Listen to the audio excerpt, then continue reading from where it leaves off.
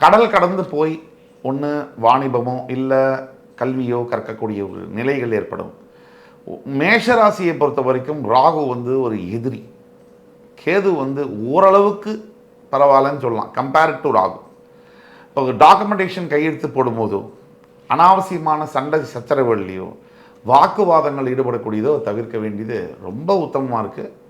பொருளாதாரம் வந்தப்பறம் தான் சில பேருக்கு தோணும், கவுனமணி மாதிரி நான் 2 லட்சம் லாட்டரியில் ஜெயிச்சிட்டேன், இந்த தெருவை வாங்குறதா ஊரை வாங்குறதாங்கிறத இதை பண்ணாமல் கவனத்தோடு இருக்கும்போது நல்ல விஷயத்தை அடைய முடியும். ஆக உடல் பாதிப்புகள் அப்படின்னு பார்த்தோம்னா கண்டிப்பாக மேஷராசி என்பவர்களுக்கு ஆரோக்கியத்தில் கவனம் ரொம்ப தேவை. பசங்களோட ஆரோக்கியத்தை பற்றி பேசணும், தன்னுடைய ஆரோக்கியத்திலேயே கூட மேஷராசி என்பவர்களுக்கு கவனம் தேவை.